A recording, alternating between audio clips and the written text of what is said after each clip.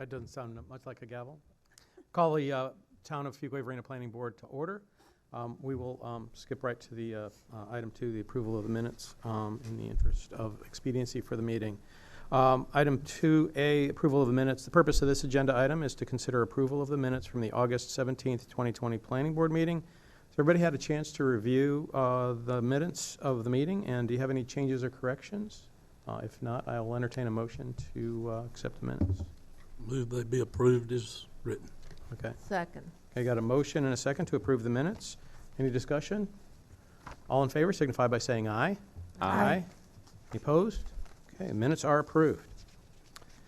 We will go on to item 3, which is a public comment period. At this time, the IT director will call on individuals that will virtually raise their hand in the Zoom app or by telephone. Those wishing to address the planning board will be unmuted one at a time. As a reminder, public comment is for those wishing to speak on matters that are not the subject of a public hearing.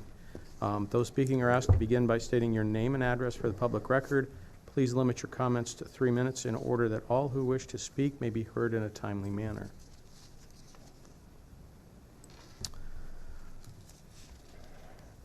Okay, we have one hand raised and now we got 3 hands. Hold 1 second. Okay. Okay, Macy, please unmute your mic. Go ahead and speak. Can you hear me? Yes. Okay. Am I okay to start speaking? Yes, go ahead. Okay. Hi, my name is Macy Rubel, and I live in 6108 Bramblett Court. I'm here to discuss the Roland Grant subdivision property. The developers intend to drain a pond that they share with me and 3 other neighbors. The developers own 25% of the pond and 50% of the dam. They intend to drain the pond because it will increase their profit margin. However, the problem is that the profit will come at my expense. The pond drainage would cause significant damage to my property value.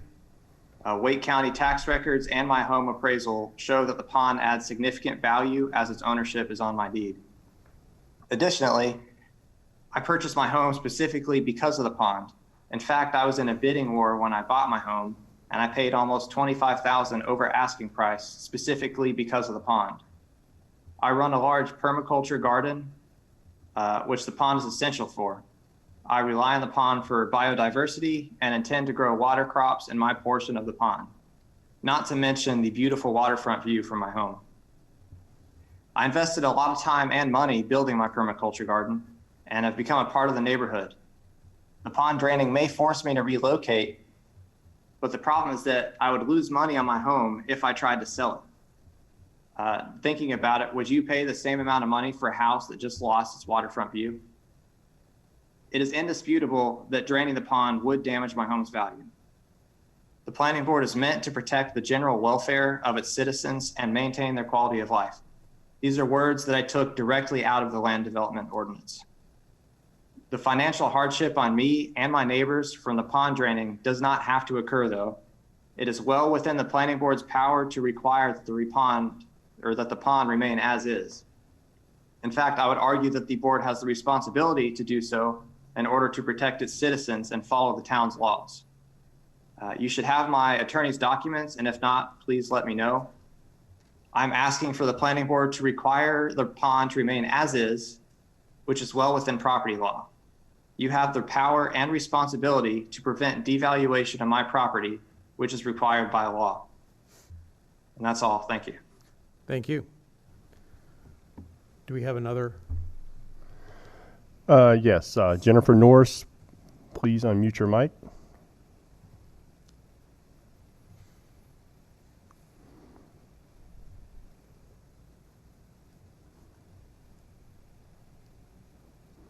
Jennifer Norris, you can speak now.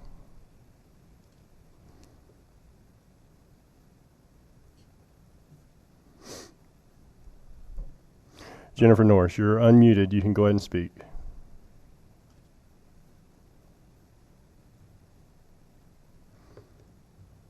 They're unmuted, but we don't hear anything. Okay, we can't hear you. Okay, let's go on to the next one. We'll come back. That's it. There's no more hands raised. Never mind. Does anyone else wish to make a public comment during the public comment period time? Okay, public comment period is closed. Oh, they just, as soon before you said that, they had raised their hands again. So, Okay, All right. we'll give them a chance. We'll work within the technology, so. Okay. All right. I'm Jennifer Norris again. I'm going to Jennifer Norris. Please unmute your mic. There you go. There, can you hear me? Yes. You we would can- think as a high school teacher, I suffer these problems every day for the last month of technology.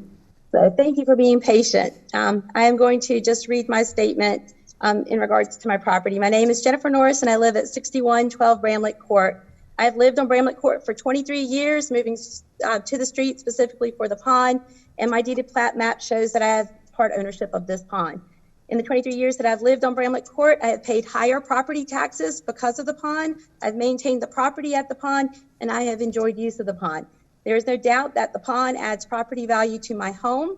My house has beautiful pond views from every single room at the backside of my house, and my husband and I even paid extra money for the current home that we are in because we simply couldn't find anything like it in Wake County. I am very concerned about the pond being drained and what that will do for my property value. There is also no doubt that my family has an emotional tie to this pond.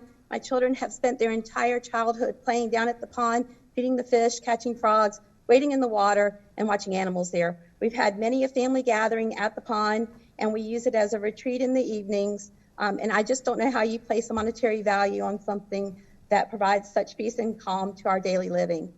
It is a place that I had hoped to retire. I have 9 years left in teaching, and a place that I had hoped to enjoy with future generations. I'm also concerned about the environmental effects that's going to take place right behind my house and on my property once the water is removed. What's going to happen to the runoff from Bramlett Court? What's runoff going to do to downstream? And who's going to be held accountable for the big muddy mess that's going to be once where that pond was? It never stays dry down there. And what's going to happen to my well water? On August 8, 2019, it was reiterated to us that the pond would be left alone due to environmental issues. You fast forward a year and 3 pond owners are contacted by the developers, and we are being told that we have no right to our pond and that the pond that I have maintained for 23 years is going to be drained. On the morning of August 12, 2020, an individual hired by the developer was trespassing on my property who specializes in draining ponds, placing flags out on our land without our permission. It's caused so much stress and anxiety. My kids ask me almost daily if we're going to lose the pond. As a resident of Wake County, and now I happen to be in the Fuquay-Varina ETJ, I'm asking you guys to follow your laws and to abide by the LDO. When you guys voted to change the zoning ordinances, it was supposed to be with the purpose that current landowners would not be negatively impacted by your decisions. Allowing the developers to drain the pond, a pond which has been an important part of not just our family life, but the Woodsong Subdivision since its creation and has been in existence for probably close to a century, should not be altered because it's easiest and what's cheapest for the developer or most margin profit producing, not when there are multiple pond owners who will be negatively impacted. We've done our part. We've participated in meetings, every single one. I've not missed one. I've attended every. I've voiced my concerns along the way. I've never tried to stop the development. I've only asked for responsible development, transparency, and honesty, which honestly, I don't feel like I've gotten or has been demonstrated by the developers, especially in regards to my pond. Developers can build the new subdivision without draining the pond and still make a considerable profit. I'm asking you to protect our biggest financial investment. It's all I've got financially, my biggest financial investment, my home. And I'm asking you to please make it a condition that the pond not be drained, that it's not removed for this subdivision, so that our property values are maintained and that we can continue to enjoy our pond. Thank you. Thank you. Any other hands raised in the interim? No, the public comment is okay.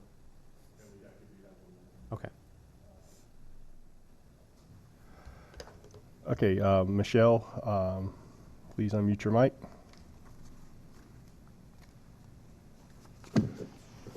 Hello? So we can hear you. Can you hear me? Yes, we can hear you. My name is Michelle West. I live at 6109 Bramlett Court.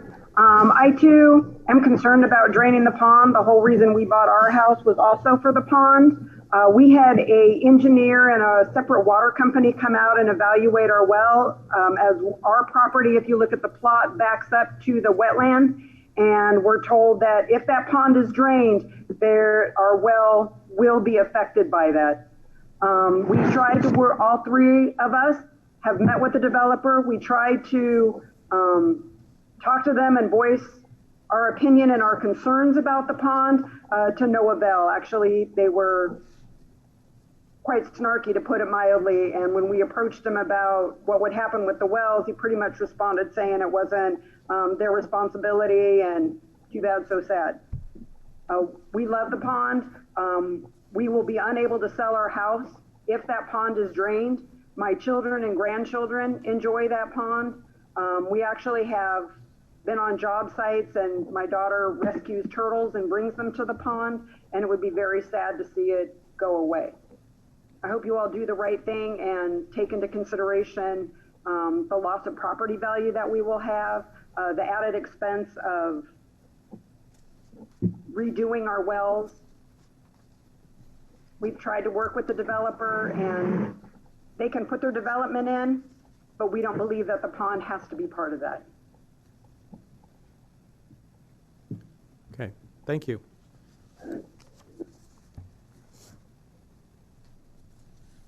We have one more. Brian Bryce, please unmute your mic. Hello, can you hear me? Yes. Yes, we can.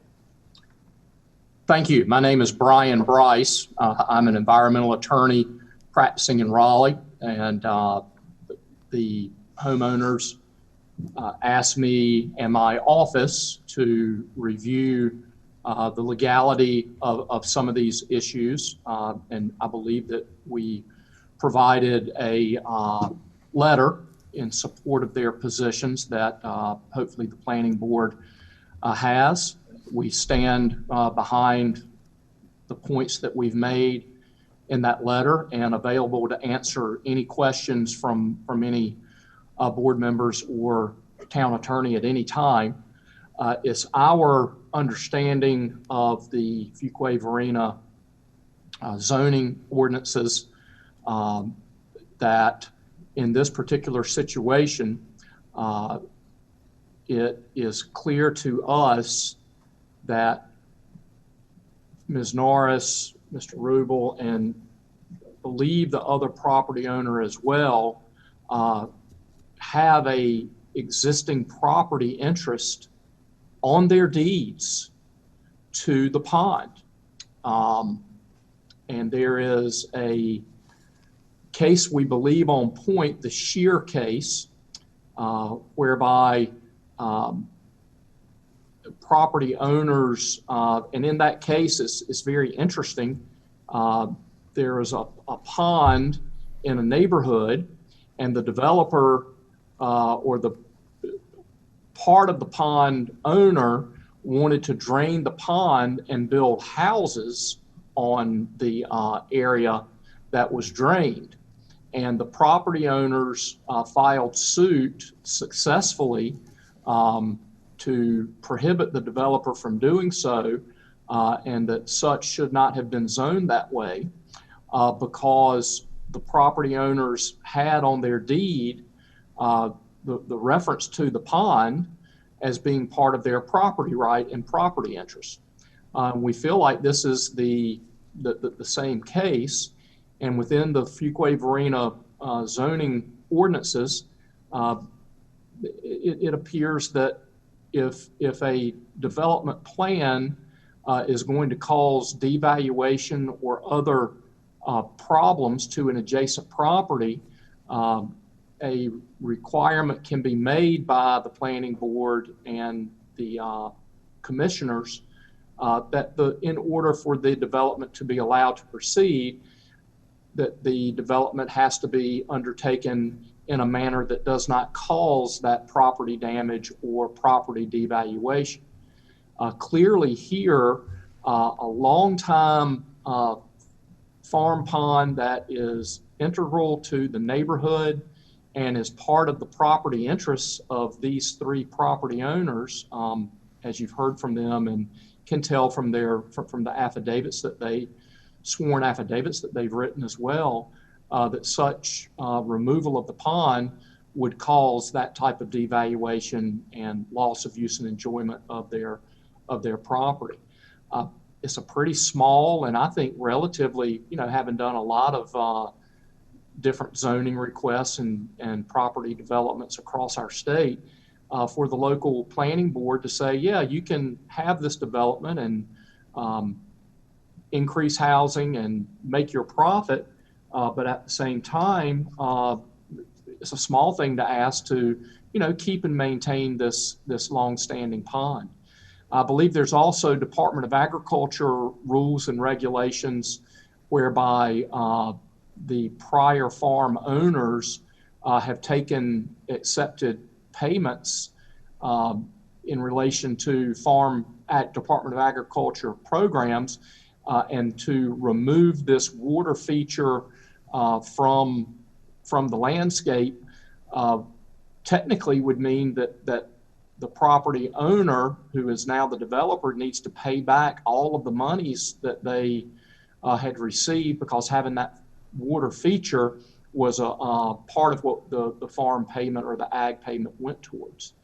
I would just ask the planning board to seriously look at these issues, take their time, and make sure that this is a consistent approval that can easily be met by allowing the pond to stay as part of the development plan or process. And please don't approve this if the pond is going to be drained and removed for the reasons that we've talked about. So I appreciate you letting me give my 2 cents, stand by my letter, and again, willing to answer any questions at any time. So thank you. Thank you. Do we have any other hands raised? No other hands raised. All right. Public comment period is now closed. Item 4, going to the next item, items tabled from the previous meeting. This is item 4A, a preliminary subdivision plat for Roland's Grant. See, I don't have it. That's fine. Further information on this will be provided by staff. Thank you. I am submitting the agenda abstract and supporting documents into the official records of the town. The purpose of this agenda item is to consider a preliminary subdivision plat submitted by the firm The Now Company, called Roland's Grant Subdivision, located at 5840 Hilltop Road. The submitted preliminary subdivision, Roland's Grant, is on 108.67 acres in the residential medium density conditional zoning district, with the following conditions applicable to the use of the subject property. Only single-family detached homes are allowed. The town board approved the residential medium density conditional zoning district with the following conditions regarding the subject property's site-specific standards. 1, the land shall be developed as an open space development in accordance with Part 9, Article F of the Land Development Ordinance. 2, at least 3 lot sizes shall be identified on the approved site plan. The minimum lot size shall be 5,200 square feet. Lots of at least 6,600 square feet and 15,000 square feet shall also be provided.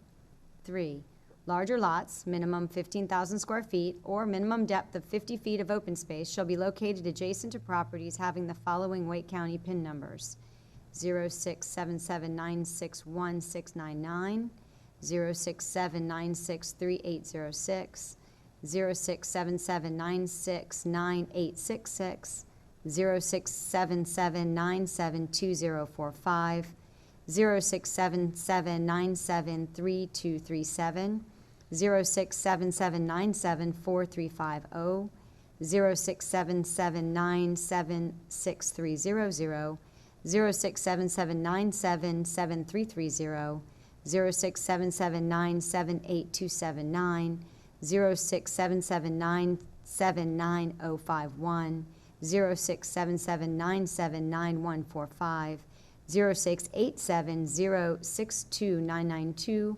068707239, 068707311199, 0687073802, 0687075258, 0687075589, 0687076399, 0687081093, and 0687084237. Number 4, no one lot size shall comprise less than 10% of the total platted lot count. No one lot size shall contain more than 55% of the total platted lot count. Number 5, the density of the development shall be limited to 2.5 dwelling units per gross acre. Number 6, connections to the adjacent subdivision via Ken Drive shall be barricaded 90 days after the pre-construction meeting date. The developer shall remove the barricades with the recordation of the final plat for the corresponding phase of development containing the 120th lot when town ordinances require the second entrance. Number 7, vinyl siding is not permitted. However, vinyl windows, decorative elements, and trim are allowed. Number 8, garage doors have either windows, decorative details, or carriage-style adornments. Number 9, to promote variety in home appearance, no home can be constructed with an exterior elevation, front facade, or color palette identical to the house on either side or directly across the street from it. Number 10, at the time that a connection is required to be made to the existing paved Ken Drive, the developer shall be required to ensure the entire existing paved section of Ken Drive south of Hollowview Court meets NCDOT construction standards and is an acceptable state of maintenance for addition into the state system. The preliminary subdivision plat proposes 232 residential lots, meeting the standards for open space subdivision developments. The minimum lot size permitted is 5,200 square feet. The minimum provided is 5,400 square feet with an average lot size of 7,982 square feet. Following the 25% open space dedication option, a minimum of 27.08 acres of overall open space with 5.42 acres of the common green is required. There are 55.4 acres of overall open space with 5.6 acres of common green provided. The existing pond on the northwest portion of the property is shown to be removed. While the town has no jurisdiction over dam regulation and the pond's future is a private property issue, town staff has been informed that the applicant has been in conversation since March 2020 with the 3 property owners adjacent to the pond to discuss the pond's future. Adjacent property owners have voiced opposition to the developer's intent to drain the pond. The developer has presented to the adjoining property owners information concerning the liability and maintenance obligations of retaining the pond and their plans to drain the pond. The developer has asked all 3 property owners to provide information and justification for what they believe to be a fair resolution. The town is only aware of an acceptable agreement between the developer and one of the property owners, the property owner to the south. Vehicular access to the project area is provided via a connection to Hilltop Road as well as a continuation of the public street Ken Drive from the adjacent Woodsong subdivision to a stub adjacent to the Ransdell Charitable Lead Trust parcel, pin 0677951038, as shown on the proposed preliminary subdivision plan. Collector streets indicated on the CTP are provided as designed in the proposed preliminary subdivision plan. The 2035 CTP requires installing a side path along Hilltop Road, which is shown on the proposed preliminary subdivision plan. Off-site road improvements are planned, and the developer is working in conjunction with the developer of the neighboring Bexford subdivision to complete nearby roadway improvements along Hilltop Road.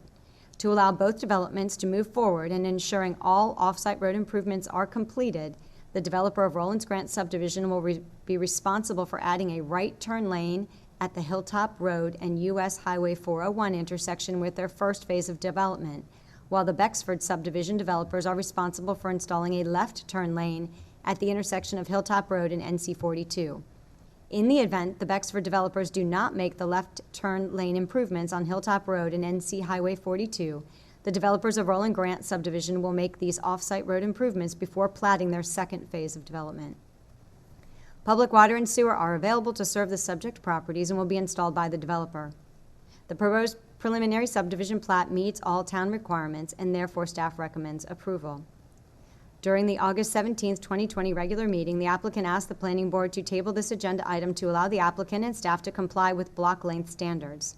Since the August 17th, 2020 meeting, the road configuration was revised and resubmitted, meeting the design standards in all but one location. An administrative adjustment was submitted and approved for the length of Emmeline Way, still exceeding the block length standards due to existing environmental features. In addition, just for clarification, the review of preliminary subdivision plans is not required by state statute, but is set out in our ordinance. The review under our ordinance is ministerial in nature, which means it is not quasi-judicial and does not involve discretion. If the plat meets the design standards and plat requirements, the plat is to be approved. The applicable provision of our ordinance is Article 9, Section 1808, subsection W, which states the Town Board of Commissioners shall approve the preliminary major subdivision plat after determining that the plat complies with all design standards and plat requirements. Approval of a preliminary major subdivision plat is a ministerial decision as defined in the general statutes 160A-377 with no public hearing conducted thereon.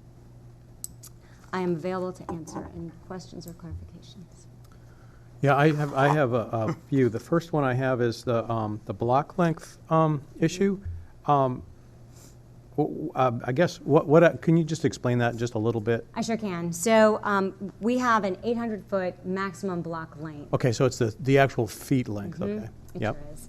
And so if you look up it's the entrance from Hilltop Road. Right. Coming in, there's a lot of wetlands, and they own just a narrow stretch.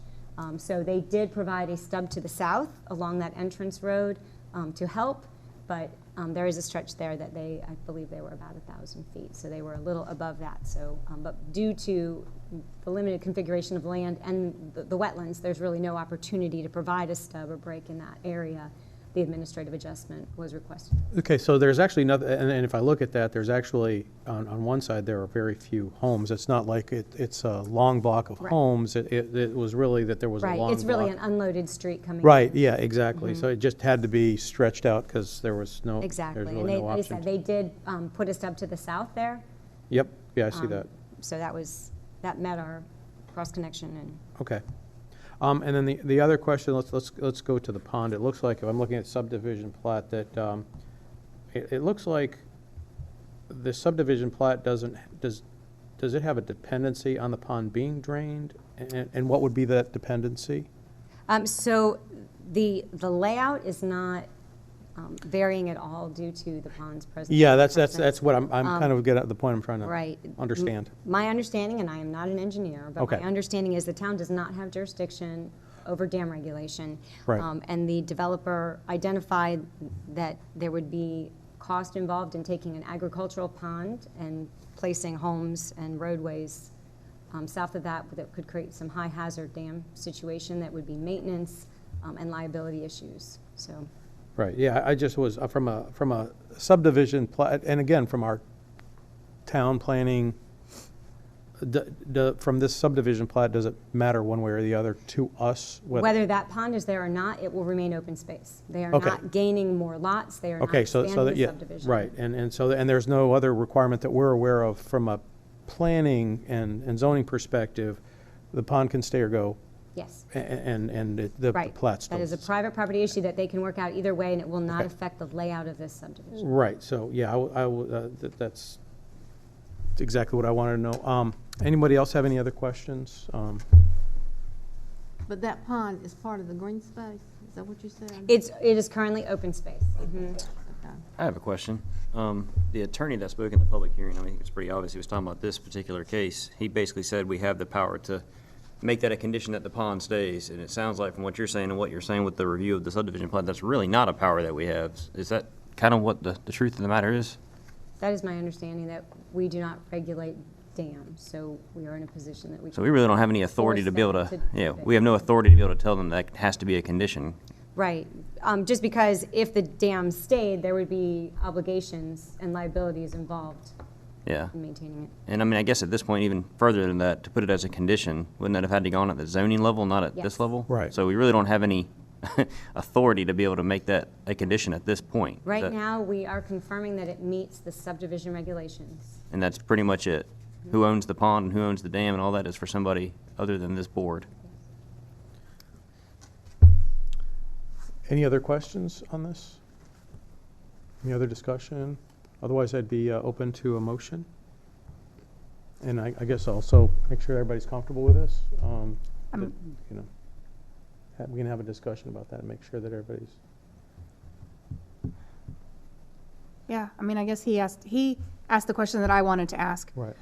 Whether we agree with the pond staying or going is not something can't that we consider have that, yeah. authority over. Right. And the other thing, like, and my question was, would the pond being drained or not drained have an impact on the subdivision? That's also, you know, so that there's this kind of is there an expectation it would have to be drained in order for this to work for us? It doesn't have to be, you know, but we also don't really necessarily have authority, especially at the subdivision plat. This is at this level, zoning. We might have been able to make some kind of recommendation. Maybe I don't even know, but this is well past that period, and that would be a discussion if it ever comes up. Any other concerns or questions? Yeah, does town board even have the authority to approve a subdivision with conditions? The statute that was referenced by planning director, you know, it states that ministerial type decision, or basically if it meets the design standards and the plat requirements, that they shall approve. You know, if we were at rezoning, they could, as a conditional rezoning like this was, obviously the petitioner would have to, and the property owner would have to both consent to it, but that could have occurred at that time, but didn't. So now we're just dealing with a ministerial approval. Right, because even their authority is limited because this is based on the ordinance, that you can't kind of change the rules of this as you go along, so, okay, so that's the way I understand it. Was the reason the note had to be on the plat then? I mean, if this is more of a private issue, more of a construction plan issue, that doesn't affect the plat one way or the other, does there have to be a note that says it's to be drained? Or is that? There doesn't. I think it was just put on there, so it's acknowledged at this phase. I mean, so you're right. Technically, this could show up at CDs, right? I mean, that's where you're going to see grading and things like that, but. Well, and being an engineer, I mean, I understand dam safety, and we do breach analysis all the time with the loss of life. Most developers, when you have farm ponds, whether they're doing anything to them or not, want to evaluate whether they're safe. I mean, I'm sure engineering staff would have concerns about the dam breaching with a road crossing. We've now got a town road crossing below it, lots below it. I mean, I understand the reason to have the conversation, and I've been in those before, where kind of whoever owns the dam has the right to decide whether to breach it or not. But since it doesn't affect the plat, I was just wondering why the note had to be on there to be removed. The developer initiated the conversation earlier, sort of in situations where we have rezonings and the TIA comes up early, where it's really not required until, I think this is one of those cases that the developer initiated the conversations to try to work things out early.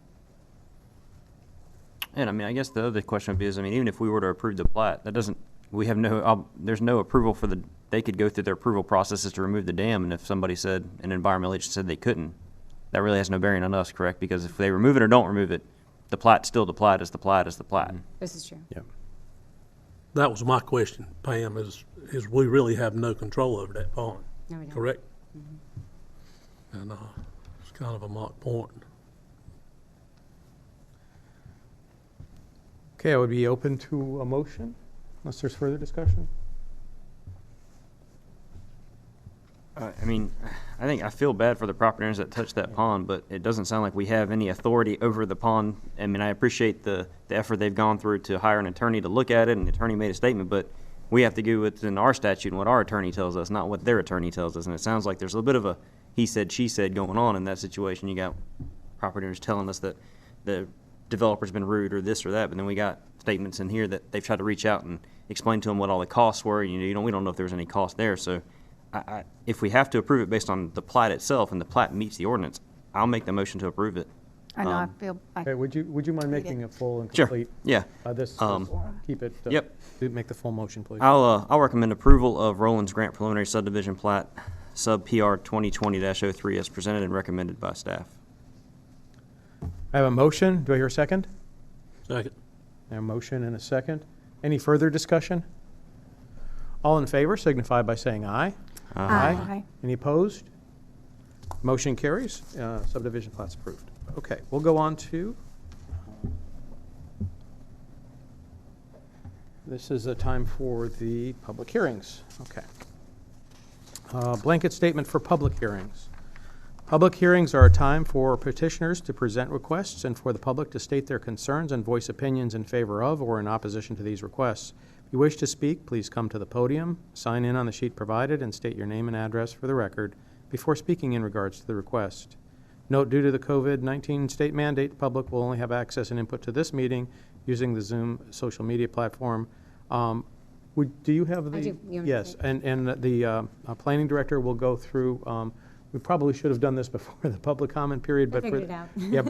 But for the, let's go through it for the public hearing. Making Sure. sure that everybody knows what they need to do. All attendees that have joined the meeting tonight have joined muted. If you wish to speak during the meeting, you will need to notify staff you wish to speak. If you are joining the meeting online and wish to speak, please press the raise hand button.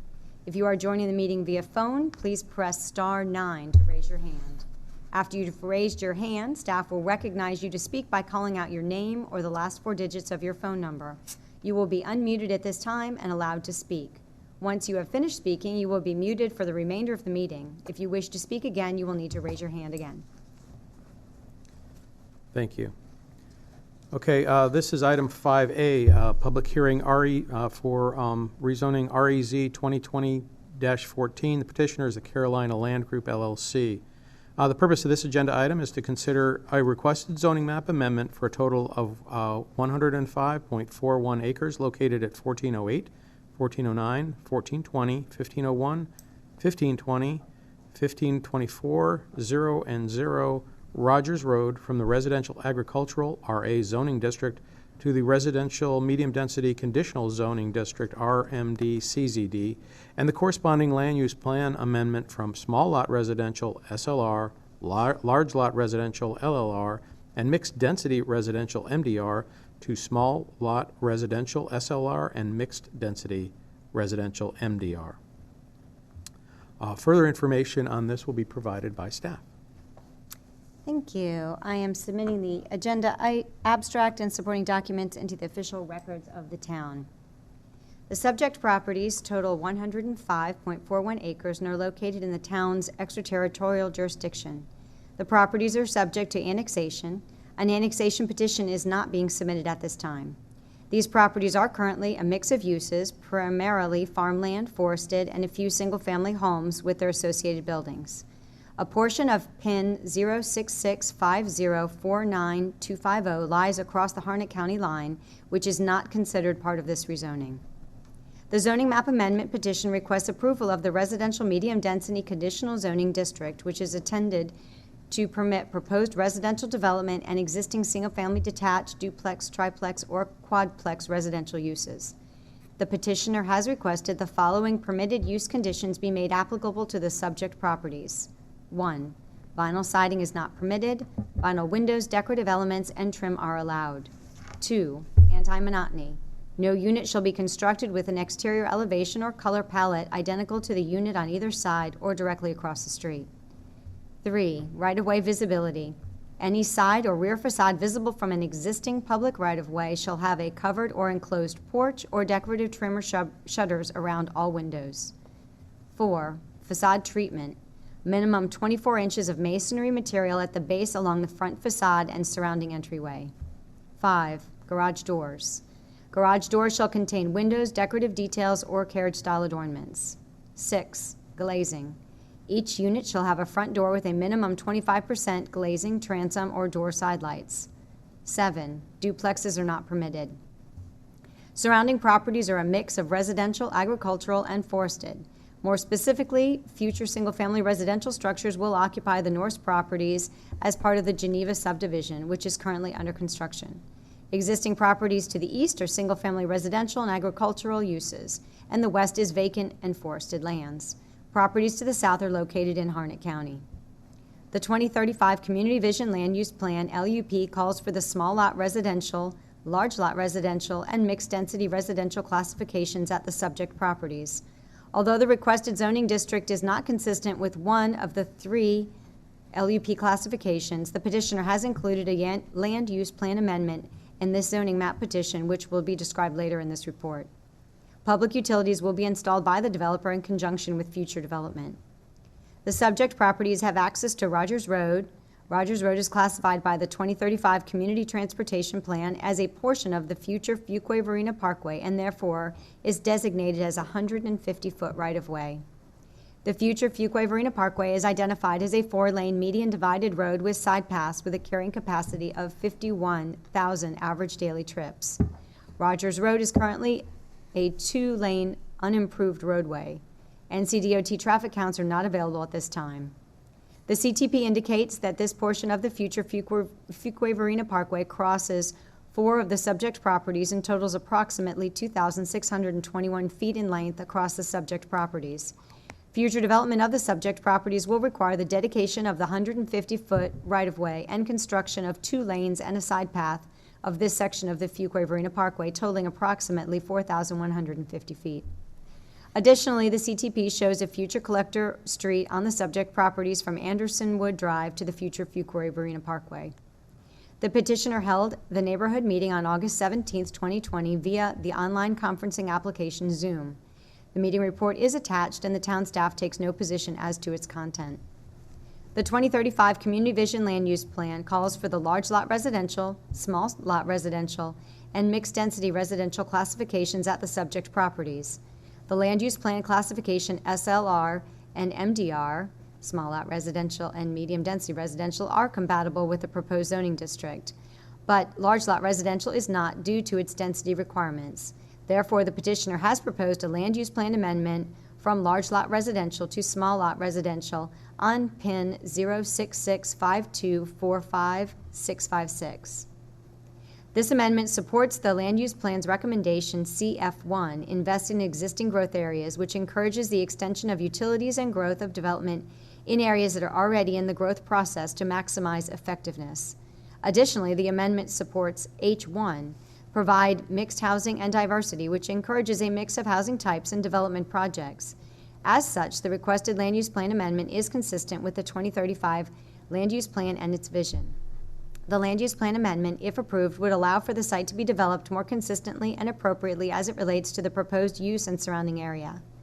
Staff recommends approval of the proposed zoning map amendment with the corresponding land use plan amendment. It is consistent with the 2035 Community Vision Land Use Plan and is reasonable and in the public's best interest for the following reasons.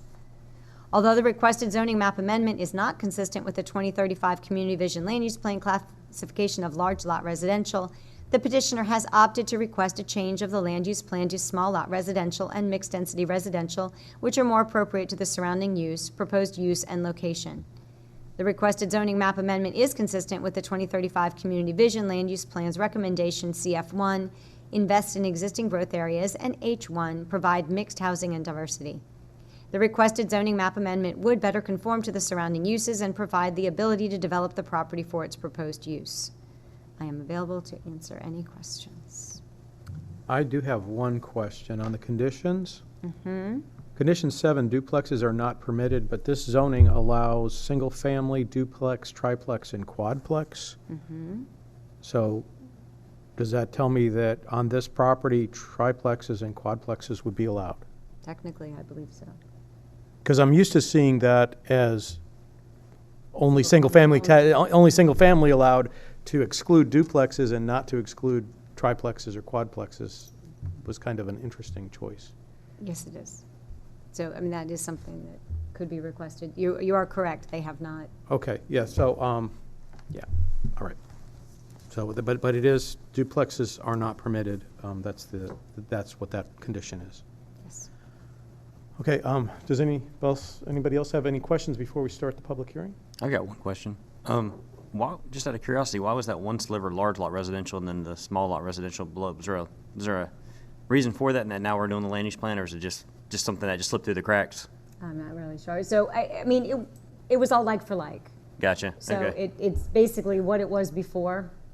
We just continued it. Yeah, just didn't see it at the high level, like looking at them. Okay. Well, I mean, legally, when we did the ETJ expansion, it was like for like. So Wake County must have had this parcel zoned differently, and we just were consistent with its previous zoning.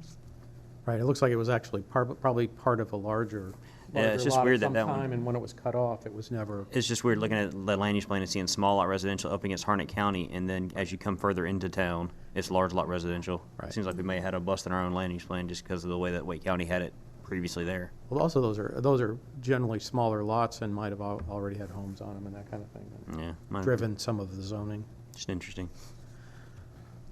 When are we pushing medium density more because the parkway's going through there? I mean, it is up against Harnett County, so not low density residential, but medium density, I guess is what they're requesting. That's what the request. Right, that's what the request is. Okay. The public hearing is now open. Does anyone wish to speak in favor of this rezoning request and land use plan amendment? Yes, we have one hand raised. Peter, please unmute your mic.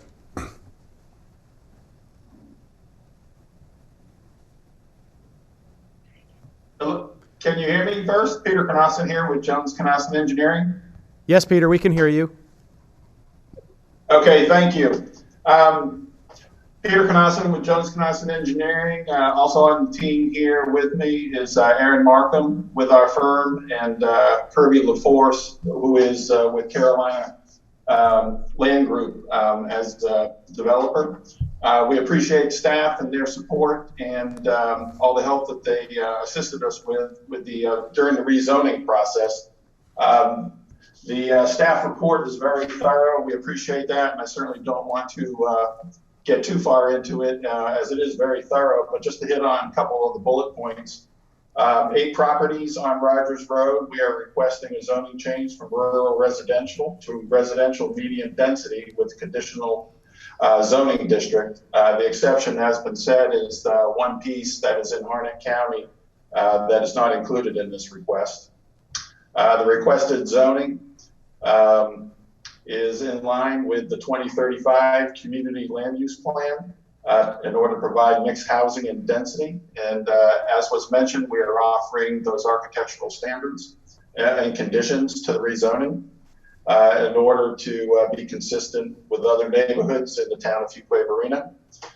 We're anticipating this project will provide infrastructure improvements to Rogers Road, as well as dedicating right-of-way for the future Fuquay-Varina Parkway, which is consistent with the 2035 Community Transportation Plan.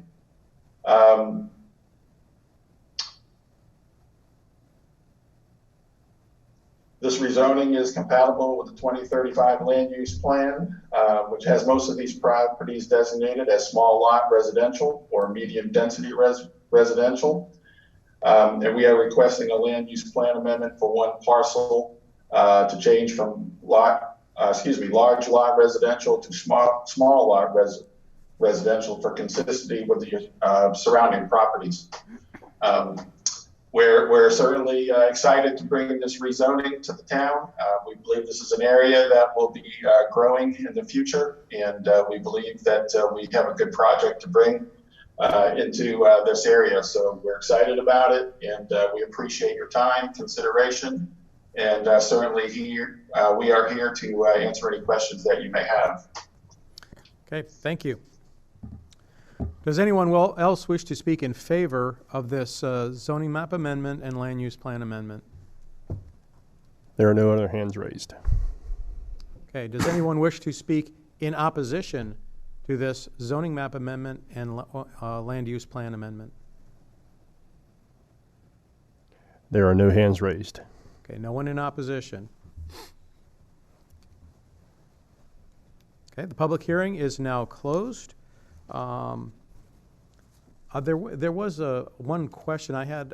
It's about the Harnett County little sliver there. Obviously, that's out of our jurisdiction.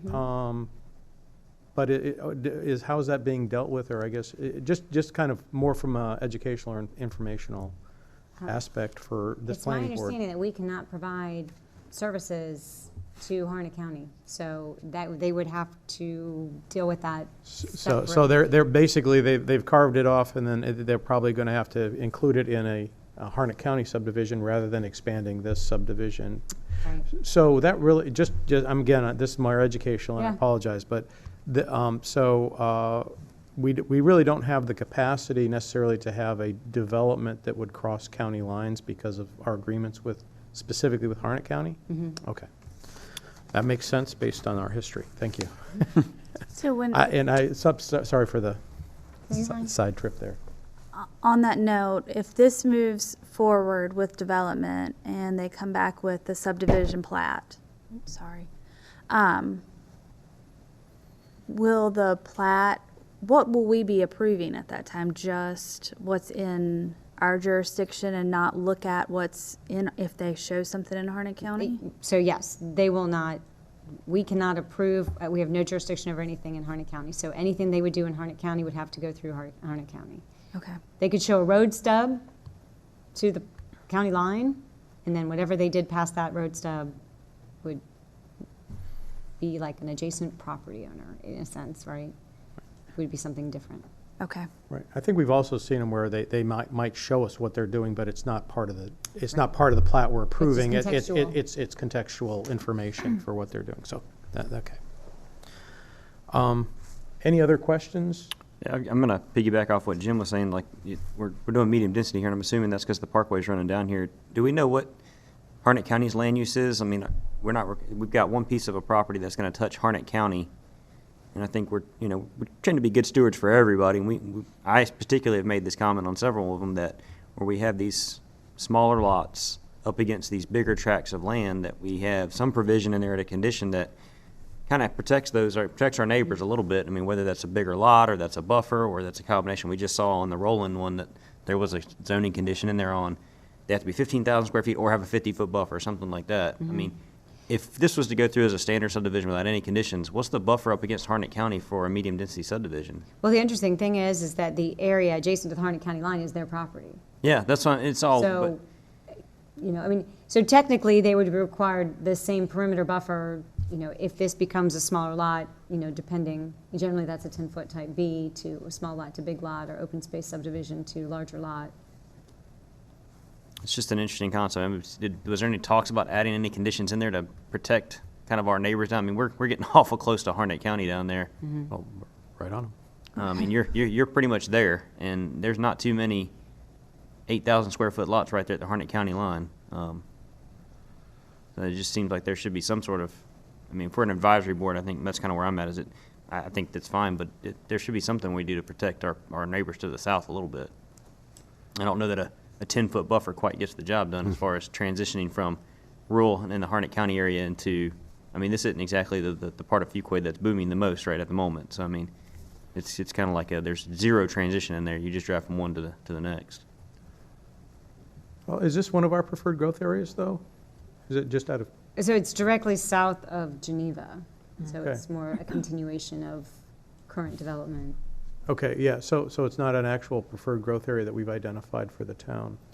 Generally, those follow the corridors of 401. Yeah, that's what I thought, because, so it is, it's not that this is, from the point of density or the point of growth, that it's not being driven by a preferred growth area kind of, which is mostly suggested anyways, but it's, Right. okay, This is a continuation of that southward development, I think is. right. So what could the lot size get to here with open space on medium density? 5,000? Let me see. I mean, we've got a similar one. I mean, Harnett County, they could submit for a PUD and get down to 9,000 square feet on that tract if they wanted to, but that's as small as you can go in Harnett County. Yeah. On a PUD approval through Board of Adjustment.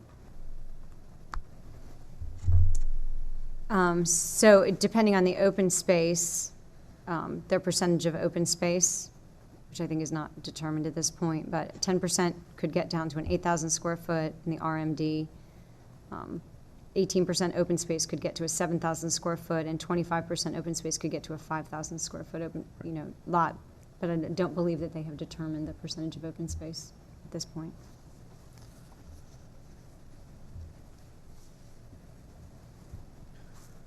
If there aren't any questions, I'd entertain a motion.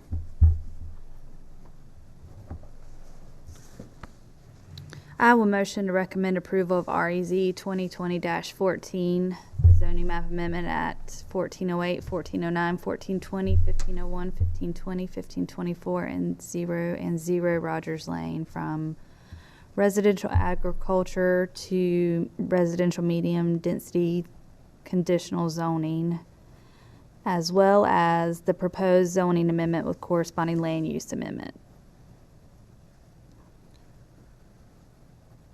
Okay. Is there a second to that motion? Second. Okay, got a motion and a second. Any further discussion? All in favor signify by saying aye. Aye. Any opposed? Opposed.